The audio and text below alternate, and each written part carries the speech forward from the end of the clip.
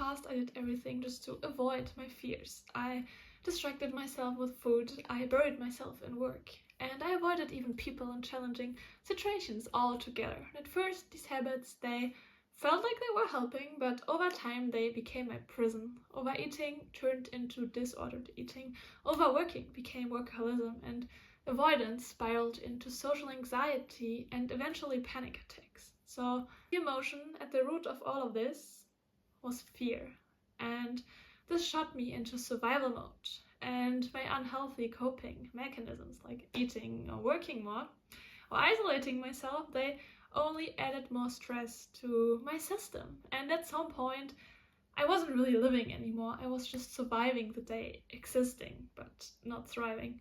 Everything changed when I learned how to regulate my nervous system rather than just distracting myself from the dysregulation, and how to release this suppressed survival energy that I had been carrying for so long with me, and maybe you as well. You're feeling constantly tired and disconnected and really without a purpose. These are also signs that indicate that your nervous system might be in a similar state like mine back then. It's important to understand your stress language, because when you understand that language, you can stop fighting your body and working with it. So let me quickly break it down for you. Your nervous system has two main states. Number one is regulated states. It's also known as rest and digest.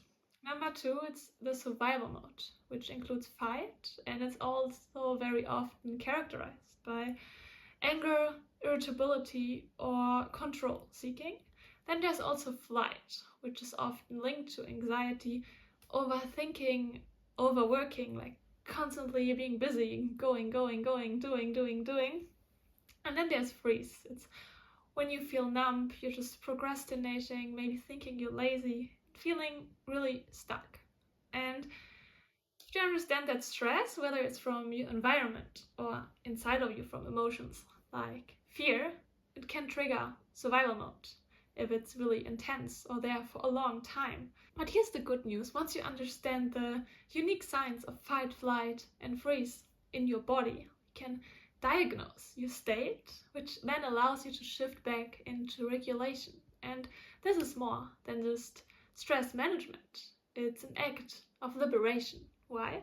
Because when your nervous system is regulated, you release all this suppressed survival energy. You know, it takes a lot of energy to suppress all the emotions and the stuff.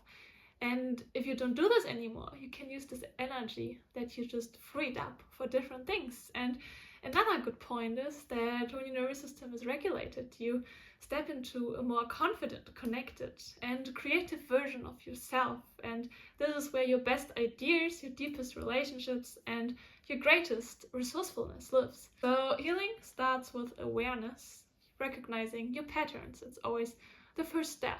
And if you would like a starting point, I created a free resource for you to help you uncover your stress language and try some different strategies. The good thing is you can just try it out for free. I will link it in the description of this video and really hope that it will help you like it helped me, because you also deserve to stop surviving and finally start thriving.